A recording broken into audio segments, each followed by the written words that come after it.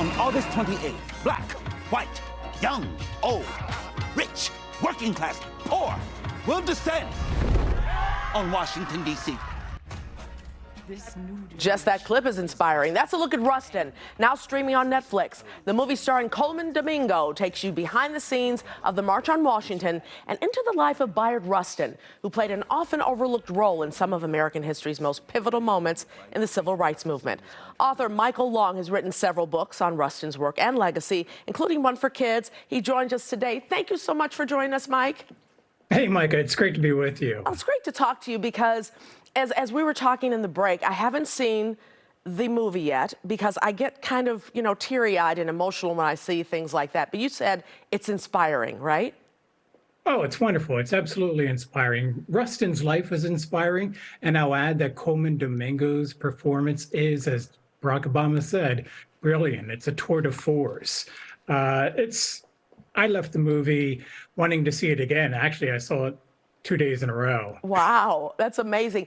What inspired you to write about him? I mean, so long ago, because a lot of people haven't even heard of him. Right. Well, I was studying Dr. King and Thurgood Marshall at the time, and Rustin kept popping up. And so I dug around a little bit more into his life, and I discovered that his life is really a confluence of my interests in pacifism and nonviolence and civil rights and LGBTQ rights and socialism. It's all there in Rustin. And so I was absolutely thrilled to dig even more deeply than I had. He is sown all through the civil rights movement, all through the pivotal moments of people in history, Roy Wilkins and many others, Thurgood Marshall, Martin Luther King, of course. He was an openly gay man who sang for a supper. He was a singer in New York City for a while. He was raised a Quaker, so many things you would never believe, and all this has it became a part of him and became a part of his social activism. Yeah, sometimes people would ask him why he did what he did, and he really was the most brilliant organizer of the civil rights movement in the 1960s. And he would always say, it goes back to my Quaker principles, my belief in equality and human dignity, the unity of the human family, and peace. And he learned those values from his grandmother, Julia Rustin, who reared him in Westchester, Pennsylvania, not too far from where I am. It's really a beautiful story. It's amazing that he was openly gay. He was brave enough to do that, and he went through a lot of sacrifice to do that. And he was left out of many of the important meetings because of that. But yet and still, he kept going. He was dealing with a civil rights issue. He was dealing with a human rights issue. He was dealing with so many things, but was able to juggle them and do them so well. Yeah, you're right, Mike. I want to focus a little bit on that oppression that he faced. In 1960, there was a threat delivered to Dr. King by Adam Clayton Powell in Harlem. And the threat was, if you don't call off a march on the Democratic National Convention, I will go to the media and I'll tell them that you're having an affair with Bayard Rustin. It wasn't true. Right. Dr. King was straight, Bayard Rustin was gay, and they weren't involved with each other. But Dr. King panics. This is a homophobic society. Of course. People are considered to be mentally disordered, sinful, and criminal. And Dr. King gets afraid, he panics, and he cuts Rustin out of his inner circle. And Rustin was just crushed. I bet. And that's the kind of oppression that he faced many times in his life. He was a brilliant man, wasn't he? I find it interesting that he met his partner when he was 65. The partner was very young, but, excuse me, in order to give him the rights he deserved, he adopted him. Yeah, isn't that amazing? At that point in U.S. society, especially in New York, even in New York, I'll say, Rustin wasn't able to pass on his legal property and the partnership that he shared with Walter Nagel. And so in order to pass on his property properly, he had to adopt his partner, his lifetime partner, his partner for the last 10 years of his life, Walter Nagel. And it was an odd arrangement because, they were partners, they were romantic partners. But yeah, in order to pass on his property, he had to adopt Walter as his son. That's just amazing. Tell me more about what he did after the civil rights movement. Sure, Mike, I can take a drink of water. I can see you suffering there a little bit. Okay.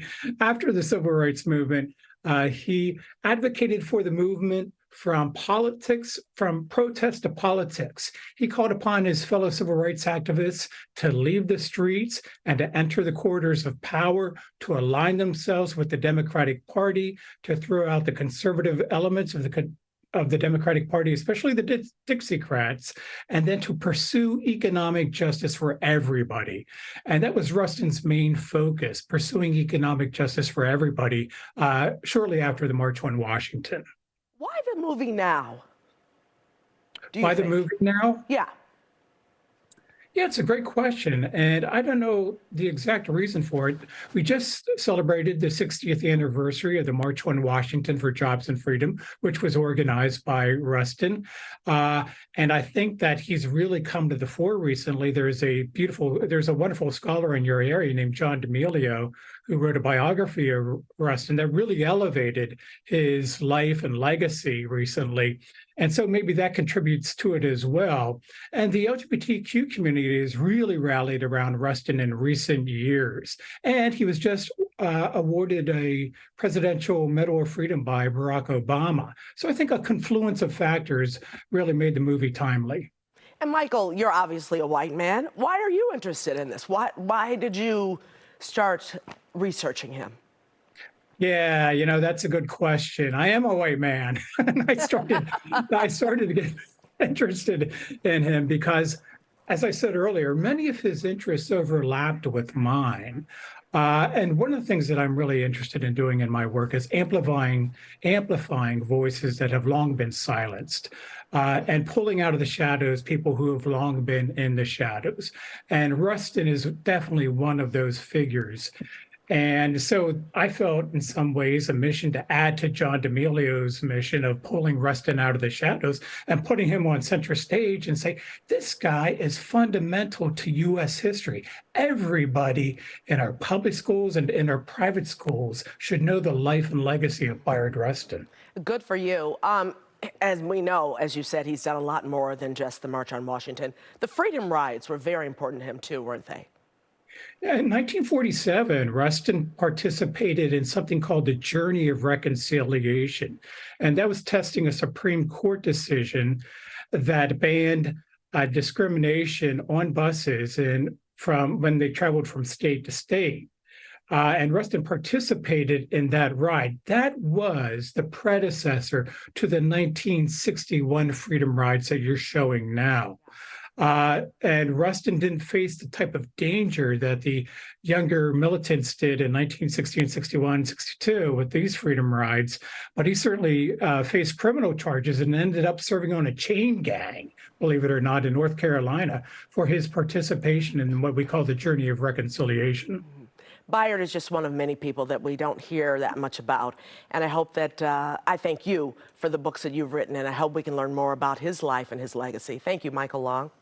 Onward, Micah. Thank you so much. Thank you. You can find Michael's many books on the civil rights movement, including Bayard Rustin, A Legacy of Protest and Politics, and for the kids, Unstoppable, How Bayard Rustin Organized the 1963 March on Washington, on Amazon.